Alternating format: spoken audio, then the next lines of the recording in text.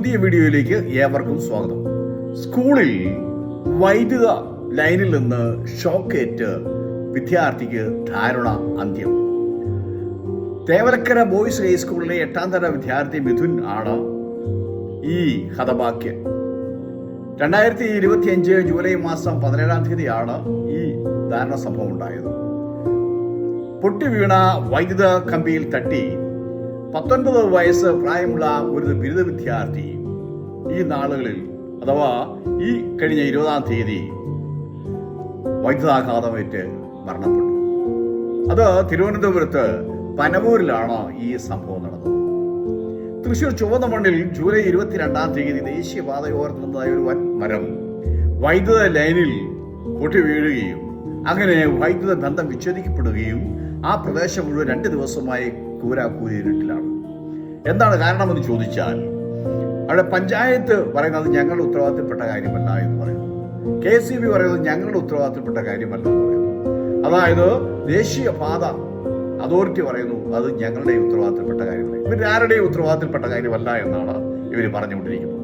ശ്രദ്ധിക്കണേ, electricity safety quality and continuity regulations act 2002 പ്രകാരം, അതായത് വൈദ്യുതിയും അതുമായി ബന്ധപ്പെട്ടുള്ള സുരക്ഷാ സംവിധാനങ്ങളെ കുറിച്ചുള്ളതായ ഒരു നിയമമാണത്.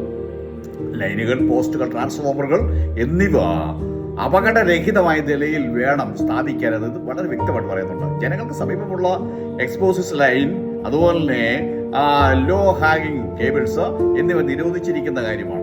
മാത്രമല്ല, വൈദ്യുതി കൈകാര്യം ചെയ്യുമ്പോൾ അപകട ഭീഷണി വലുതാകയാൽ അധികാരി വളരെ ജാഗ്രത പാലിക്കണമെന്നും നിയമം അനുശാസിക്കുന്നുണ്ട്.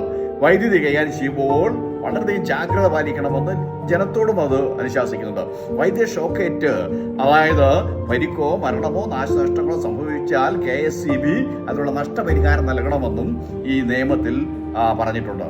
വൈദ്യുതി മുടങ്ങിയാൽ 3 മണിക്കൂറിനുള്ളിൽ സത്വര നടപടികൾ സ്വീകരിച്ചിരിക്കണം. മാത്രമല്ല 12 മണിക്കൂർ മുടങ്ങിയാൽ ആ വീട്ടുകാർക്കും അതുപോലെ തന്നെ ആ പ്രദേശത്തുള്ളതായ സ്ഥാപനങ്ങൾക്ക് നഷ്ടപരിഹാരം KSEB കൊടുക്കണമെന്നും വ്യവസ്ഥ ചെയ്യപ്പെട്ടിട്ടുണ്ട്. സമൂഹത്തിൽ അനീതിയും അന്യായവും കാണുമ്പോൾ മിണ്ടാതിരിക്കുന്നത് പാപമാണെന്ന് വിശുദ്ധ ബൈബിൾ പറയുന്നു. സദൃശവാക്യം 24-ാം അധ്യായം അതിന്റെ 11-ാം വാക്യം അതിന്റെ സ്വതന്ത്ര പരിഭാഷയിലാണ് പറഞ്ഞിരിക്കുന്നത്. ഓരോരുത്തരും സ്വന്തം ഗുണമല്ല മറ്റുള്ളവരുടെ ഗുണം കൂടി നോക്കണമെന്നും ബൈബിൾ പറയുന്നു. ഫിലിപ്പിയർ 2:4. അതുകൊണ്ട് അധികാരികളും ജനങ്ങളും ഉത്തരവാദിത്ത ബോധത്തോടുകൂടി പെരുമാറുകയും ഈ ജനം ഇനി ഒരാളെങ്കിലും ഇതുപോലെ തന്നെ ഷോക്കേറ്റ് മരണപ്പെടാതിരിക്കാൻ വേണ്ടി നമുക്ക് ഉത്സാഹിക്കുകയും ചെയ്യാം. അതിനുവേണ്ടി നമുക്ക് പ്രവർത്തിക്കാം എന്ന് പറഞ്ഞുകൊണ്ട് നിർത്തുന്നു.